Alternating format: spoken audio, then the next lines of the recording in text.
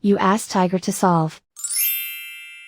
This deals with linear equations with one unknown. The final result is a equals -14. Let's solve it step by step. Simplify the expression.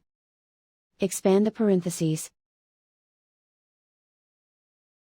Multiply the coefficients. Simplify the arithmetic.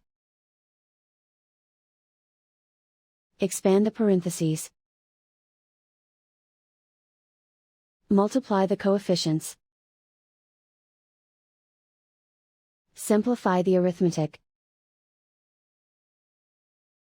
Group all a terms on the left side of the equation. Subtract 18a from both sides. Group like terms. Simplify the arithmetic.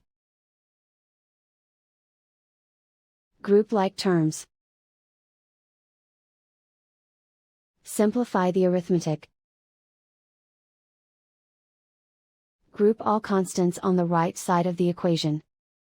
Subtract 48 from both sides. Simplify the arithmetic.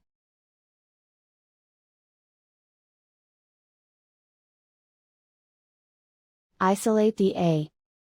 Divide both sides by 6. Simplify the fraction. Find the greatest common factor of the numerator and denominator. Factor out and cancel the greatest common factor.